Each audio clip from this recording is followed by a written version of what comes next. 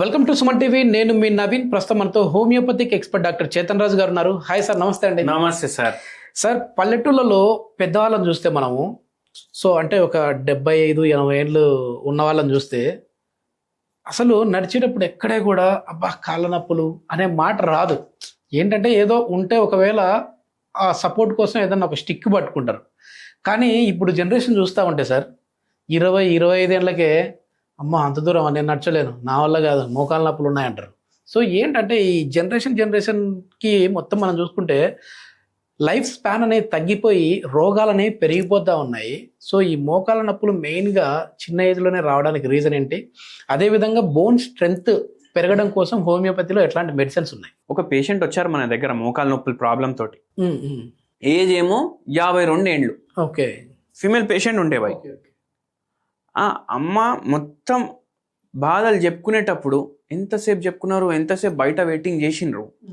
ఏం చేస్తుండే తెలుసా? ఇట్లా కూర్చొని వాళ్ళ బాబుతో మాట్లాడేటప్పుడు మసాజ్ ఇట్లా మోకాళ్ళకి మనతో మాట్లాడేటప్పుడు కూడా ఇట్లానే నడుస్తూనే ఉంది.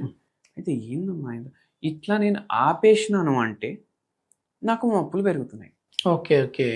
ఆపేసినాను అంటే నొప్పులు పెరుగుతున్నాయి నాకు. ఇట్లానే ఉంటా మొత్తం రోజు. ఇదే నా పని. టీవీ చూడడం, ఇది చేయడం, ఛానల్ మార్చడం, ఇది చేయడం. అది ఆపితే నాకు నొప్పి పెరుగుతుంది. గ్రేడ్ 3 ఆస్టియోఆర్థరైటిస్ ఉండే. Okay okay. అయితే వీళ్ళు 5 ఉంటారంట ఇంట్లో. 5 ఇంట్లో ఉంటే వాళ్ళ ఇల్లు మొత్తం ఎక్స్పెన్సెస్ నెలకు ఎంత ఉండాలి? మినిమం తక్కువ అన్న ఒక 15-20 వేలు అనుకోండి. 20 అంటే అన్ని రావాలి. పిల్లలు, బట్టలు, మళ్ళా పుస్తకాలు, తిండి గిండి, బయటికి పోవడం, ఇంటికి రావడం, కార్ ఖర్చు, బస్ ఖర్చు అన్ని మొత్తం కలిపి 1 లక్ష వస్తాయి కదా. వాళ్ళకు 15 లక్షలు అవుతుందంట. 15 లక్షలు. వాళ్ళ లైఫ్ స్టైల్ ఎట్లా ఉంది భయ్? పెద్ద ఇల్లు. మనం పెట్టుకునే దాన్ని బట్టి సార్. ఎందుకంటే ఇప్పుడు 20,000 జీతం సంపాదించేటోళ్ళు కూడా 15,000 ఖర్చు పెట్టుకుని 5,000 మిగిలించుకుంటా ఉన్నారు. ₹1,00,000 వచ్చేటోడికి సరిపోవట్లేదు. అయితే ఏంది, వాళ్ళు రెగ్యులర్ అయిపోయారు, జర తగ్గినాయి వాళ్ళకు. అయితే అప్పుడు ఓపెన్ అప్ అవుతారు కదా పేషెంట్లు, జర ఫ్రీ అవుతారు. ఇంటికి ఇంటీరియర్లకు 8 కోట్లు పెట్టిరంట. 8 కోట్లు. 8 కోట్లు అంటే ఒక బండ ఈ గోడకు పెట్టాలంటే ఆయన ఏడికో జపానో జర్మనీకి పోయి అక్కడ నుంచి తీసుకొని వస్తారు, పెడతారు. అంటే ఇప్పుడు షాక్ కదా మనిషి. అయితే ఇప్పుడు వాళ్ళు ఏదైతే బండ వేసిరు కదా ఇంట్లో, మళ్ళీ వాళ్ళు ఇల్లు బట్టి కూడా ఒక 7-8 ఏళ్ళు అయింది. బండ వేసిండ్రు కదా ఇంట్లో, ఆ బండ కూడా ఇంపోర్టెడ్ బయటికి వెళ్ళి మళ్ళీ వెట్రిఫైడ్. అంటే ఎంత షైనింగ్ ఉంటుంది, గ్లాస్ లాగా ఉంటుంది. ఓకే, గ్లాస్ లాగా ఉంటుంది. ఇప్పుడు వీళ్ళు ఉంటున్నారు దాంట్లో. నాకు అర్థమైందంటే అట్లాంటి బండల మీద నడిచినా కూడా మోకాళ్ళు అరిగిపోతాయి. కరెక్ట్ అన్నారు మీరు. ఇప్పుడు వాళ్ళకు ఎట్లా అంటే పూజా గదిలో చెప్పులు వేసుకొని పోవద్దు, వంట గదిలో చెప్పులు వేసుకొని పోవద్దు. అది వాళ్ళు మెయింటైన్ చేస్తున్నారు. లేడీస్ ఏం చేస్తారు? వంటలు ఎంతసేపు చేస్తారు? రోజు నిలబడి చాలాసేపు చేస్తారు. మార్నింగ్ ఒక 1.5 గంట చేస్తారు, మధ్యాహ్నం ఒక గంటన్నర, మళ్ళా నైట్ ఒక గంట. 4 గంటలు అయితే నిల్చొని ఉండాలి కదా బండరాయి మీద. ఖచ్చితంగా. ఇప్పుడు మీరు ఒకటి గుర్తు చేసుకోండి. మీ నాయన వాళ్ళ నాయన, మీ తాత ఎంత స్ట్రాంగ్ ఉంటుండే. అవును. మా నాయన వాళ్ళ నాయన కూడా ఫుల్ స్ట్రాంగ్, పత్తడిపోటు బాడీ ఉంటుండే వాళ్ళది. ఊరికాడ అన్ని పనులు చేసుకుంటా, ఎంత సౌకారు ఉన్నా, ఎంత గరీబుడు, సేమ్ లైఫ్ స్టైల్ ఉంటుండే వాళ్ళది. ఇప్పుడు ఇంటికాడ లోపట బండరాయి ఉంటుండే, ఈ టైల్స్ అయితే ఉండకపోతుండే కదా. అవును. మళ్ళా ఇప్పుడు ఈ టైల్స్ ఉంటాయి ఇంటికాడ అందరు. ఆ టైల్స్ అంటే అంత మీరు ఎంత ఎదిగితే, ఎంత డబ్బు ఖర్చు పెట్టి ఏదైనా లగ్జరీ అలవాటు మనం చేసుకుంటే మనకు అంత రోగాలు వస్తాయి. ఇప్పుడు ఈ బండరాయిలు ఊర్లో ఉంటాయి, వాళ్ళకి మోకాళ్ళ నొప్పులు తక్కువ ఉంటాయి. మీకు గమనించండి. నిజమే. ఎందుకు? మనం దాని మీద నిల్చున్నా నడుస్తున్నా మనకు ఫిజియోథెరపీ అవుతుంది. మనకు ఆర్చెస్ ఉంటాయి మన ఫీట్లా, అంటే పాయింట్లు ఉంటాయి. Acupuncture points. అక్యుపంక్చర్ పాయింట్లు కాదు, మన బాడీ డిజైనింగ్ ప్రకారం పాయింట్లు ఉంటాయి. ఆ పాయింట్లు ఏం చేస్తాయి? ఏ కాడ ఎంత వెయిట్ పడాలి. Okay okay. దేవుడు అట్లా డిజైన్ చేసింది మన బాడీని. దేవుడు అట్లా డిజైన్ చేసింది మన బాడీని. మనం ఏం చేస్తాం? ఇట్లా పాలిష్ బండలు వేసుకొని టైల్స్ అనే దానికి పేరు పెట్టి, వెట్రిఫైడ్ అని పేరు పెట్టి, అవి టెంపరేచర్ కూడా దాన్ని చక్కగా ఉండదు. ఇప్పుడు మన బండరాయి ఉంది అనుకోండి, ఉమ్, ఉమ్. అట్మాస్ఫియర్ టెంపరేచర్ ఎట్లుంది ఆ బండరాయి టెంపరేచర్ కూడా జర సిమిలర్ ఉంటుంది, అనివేరి ఉంటుంది దాని సర్ఫేస్ కూడా. ఇక్కడ చలికాలంలో మరీ చల్లగా అయిపోతాయి, వేడి కాలంలో ఇంకా వేడిగా అయిపోతాయి ఈ వేరేవి కొత్తవి. అయితే దానివల్ల కూడా మన వెయిట్ డిస్ట్రిబ్యూషన్ ఎట్లయితే ఉండాలి పాదాలకు అది చేంజ్ అయిపోతుంది. దాంతో పాదాల్లో స్వెల్లింగ్, మోకాల్లో నొప్పి, ఈ ఉంటాయి కదా హిప్ జాయింట్స్, ఈ చిప్పలు పాడవడం ఇట్లా అవుతుంది. సో ఈ పేషెంట్లో కూడా అట్లా అయింది. ఇప్పుడు మనం ఇప్పుడు చూడండి చిన్న పల్లెటూరు అనుకోండి, అక్కడ మోకాలు నొప్పి పేషెంట్లు తక్కువ ఉంటారు. ఎందుకంటే వాళ్ళకి సాధనాలే ఉండవు కదా, ఒక్క కాడికి ఇంటికి కాడికి పోవాలంటే వాకింగ్ పోతారు వాళ్ళు 1.5 కిలోమీటర్ 2 కిలోమీటర్స్.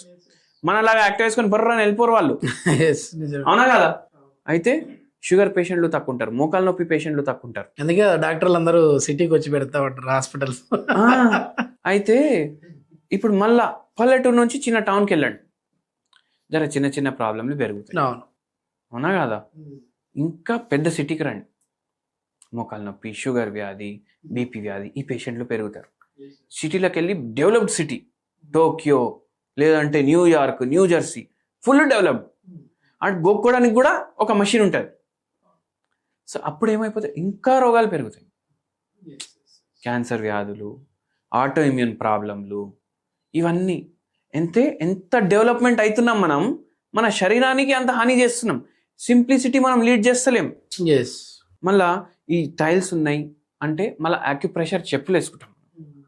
మనకు ఫ్రీలా బండరాయి మీద యాక్యుప్రెషర్ అవుతుండే కదా, మట్టిలో నడిస్తే యాక్యుప్రెషర్ అవుతుంది కదా, మళ్ళీ చెప్పులు ఎందుకు మనకు, అవునా కదా. సో అట్లా చెప్పులతోటి ప్రాబ్లం అవుతుంది. మళ్ళీ ఇంకోటి హై హీల్స్ వేసుకుంటారు కొన్ని లేడీస్. అవును, ఏందండి ఎందుకు అయ్యమ్మ ఆయన జర పొడుగుంటారు, మళ్ళీ ఫోటో తీస్తే మనకు కరెక్ట్గా రావాలి కదా ఫ్రేమ్ అనేసి అంటారు. దానికోసం హై హీల్స్ వేసుకుంటారు. దాంతో నరాల బలహీనత, నడుము నొప్పి ప్రాబ్లం, మోకాల నొప్పులు, పాదాల కింద తిమ్మిర్లు, మంటలు, ఇవన్నీ దానివల్ల వస్తాయి. Okay okay. సో లైఫ్ని మాడిఫై మనం మన హెల్త్ కోసం చేసుకోవాలి, కానీ మన బాడీ మాడిఫికేషన్ లైఫ్ థ్రెటనింగ్ అవ్వద్దు. అట్లా మళ్ళీ ఈ పేషెంట్కి మనం ఏం చెప్పినాము, మీ ఇష్టం అమ్మా ఇట్లా ఉంటుంది, ఇట్లా మీరు ఇంత తయారు చేసుకున్నారు కదా ఇట్లా ఉంటుంది, మనం మందులు అయితే ఇవ్వడం స్టార్ట్ చేస్తాం. తగ్గడం స్టార్ట్ అయింది. ఓకే, తగ్గడం స్టార్ట్ అయినాక ఏందమ్మా మళ్ళా బండ అది ఏంది సార్ మీరు అది అన్నారు కదా అట్లా మళ్ళీ కోట్లు పెట్టించి బండలు మళ్ళీ ఏం చేసినామంటే, ఏం లేదు సార్ ఇప్పుడు నేను పూజా గదిలో పోగానే కింద కూర్చుంటా, మ్యాట్ వేసుకొని కూర్చుంటా. ఇప్పుడు వంటింట్లో పోతలేను, నేను చెప్పులు వేసుకొని ఉంటున్నా ఫుల్ డే. Okay okay. మళ్ళా మీరు ఇచ్చిన మందులు వాడుతున్నా, అండ్ ఆపరేషన్ కూడా చేయించుకుంటలేను. మీ మందులతోటి నాకు మంచిగా తగ్గింది, ఆపరేషన్ కూడా చేయించుకుంటా. వాళ్ళకి ఒకటి చెప్తా సార్, మన దగ్గర ఒక వారం తర్వాత ఆపరేషన్ చేసుకుందామని అనుకునేటోళ్ళకు కూడా నొప్పులు తగ్గినాయి. కానీ నేను ఒకటి చెప్తా, మనము ఎంఆర్ఐ కానీ ఎక్స్రే కానీ సిటీ కానీ ఎప్పుడు చేపిస్తాం, మనకి డిసీజ్ ముదిరింది అని తెలిసినప్పుడు, డాక్టర్లు రెఫర్ చేసినప్పుడు ఎప్పుడు రెఫర్ చేస్తారు. మనకు పరేషాని దానివల్ల వస్తుందంటే మనం డాక్టర్ దగ్గర పోతాం.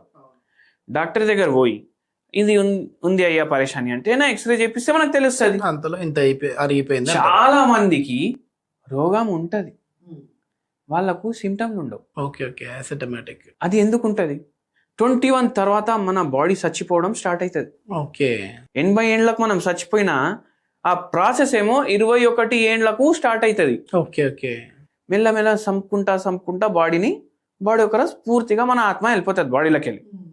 సో ఈ ఎక్స్రేలు ఎంఆర్ఐలు ప్రతి పేషెంట్కి ప్రతి మనిషికి చేపించినాం అనుకోండి, కొందరికి నడుములో ప్రాబ్లం, కొందరికి మెడలో ప్రాబ్లం, కొందరికి మోకాల్లో ప్రాబ్లం, కొందరికి పాదాల కింద ప్రాబ్లం, ఏదో వస్తూనే ఉంటది. కోవిడ్ టైంలో టెస్ట్ చేస్తే అందరికి బయటపడతా ఉన్నట్టు, అందరికి బయటపడ్డా. ఇప్పుడు అందరికి కోవిడ్ ఉండే కానీ అందరికి సిమ్టమ్లు లేకుండే కదా, అట్లనే. సో మనం మెయిన్ సిమ్టమ్స్ ఫస్ట్ తగ్గించేయాలి. మళ్ళా ఒక 10 మందికి, ఇప్పుడు 52 ఏళ్ళు ఈ పేషెంట్ ఏజ్, 52 ఏజ్ వయసు వాళ్ళు 10 మందికి మనం టెస్ట్ చేపిస్తే యావరేజ్గా వాళ్ళ మోకాలు ఎట్లున్నాయి, అట్లా మోకాలు అయిపోతే కూడా చాలు కదా, చాలు, కథం తగ్గిపోయినట్టే కదా. ఓకే, హోమ్ రెమెడీ ఏంటి సార్ మా వాళ్ళకి? హోమ్ రెమెడీ, అచ్చా ఈ పేషెంట్కి కూడా ఒక హోమ్ రెమెడీ చెప్పినాను నేను. అయితే మీ అందరికీ కూడా చెప్తాను నేను. ఏంటంటే ఒక చాయ్ దొరుకుతుంది, ఆ చాయ్ పేరు white tea. White tea, white tea అంటే ఏంటంటే మన టీ లీవ్స్ ఉంటాయి కదా, దాంట్లోనే ఒక రకం. ఓకే, దీంట్లో యాంటీ ఆక్సిడెంట్లు ఫుల్ ఉంటాయి. యాంటీ ఇన్ఫ్లమేటరీ ప్రాపర్టీలు కూడా ఉంటాయి. ఓకే. ఇది మీరు తెప్పించుకోండి. మీ white tea order online home delivery అంటే వస్తాయి. చాయ్ రేటే ఉంటుంది మీకు. Okay okay. కొంచెం మీకు ఒక 20 రూపాయలు 30 రూపాయలు ఎక్కువ ఉంటుండొచ్చు గంతే. గ్రీన్ టీ ఉంటుంది కదా, గ్రీన్ టీలో హెల్త్ బెనిఫిట్స్ ఉంటాయి కదా, దాంట్లో ఎన్నో తరాలు ఎక్కువ హెల్త్ బెనిఫిట్ దీంట్లో ఉంటుంది వైట్ టీలో. Okay okay. Anti inflammatory properties, analgesic properties ఉంటాయి. అండ్ వీటితోటి మోకాల నొప్పుల్లో జర రిలీఫ్ ఉంటుంది, మీకు రిలీఫ్ మాత్రం ఉంటుంది. అయితే ఇప్పుడు గ్రీన్ టీ ప్రిపరేషన్ ఎట్లా చేసుకుంటారు? నార్మల్గా మీరు డికాక్షన్ తయారు చేసుకుంటారు కదా, గట్లనే తయారు చేసుకోవాలి. తయారు చేసేటప్పుడు ఇంత పసుపు కొమ్మ దాంట్లో దంచేసి వేసేయాలి, అది white tea. Okay okay. White tea మామూలుగా కూడా తాగొచ్చు మీరు, కానీ వైట్ టీ తయారు చేసుకునేటప్పుడు మీరు జర పసుపు కొమ్మ వేయండి దాంట్లో. యాంటీసెప్టిక్, యాంటీబయాటిక్, మళ్ళా ఎనర్జెసిక్, సో ఎన్హాన్స్ అయిపోతుంది. అది తాగి మీరు వచ్చి కమెంట్ చేయండి వారం తర్వాత ఎట్లా. నిజంగా చాలా మంచి ఇన్ఫర్మేషన్ సార్. ఏంటంటే మన లైఫ్ స్టైల్ అనేది ఏదో మనం టెక్నాలజీ వెనకాల పరిగెడుతూ మనం ఇంకా కొంచెం అభివృద్ధి పరంగా ముందుకు వెళ్తా ఉన్నాం అనుకుంటాం, కానీ బాడీని మాత్రం తగ్గించేసేస్తా ఉన్నాం, దాని పనితీరుని తగ్గించేసేస్తా ఉన్నాం, కాబట్టి ఈ రోగాలన్నీ వస్తూ ఉన్నాయి. ఎస్, థ్యాంక్ యూ అండి. Thank you.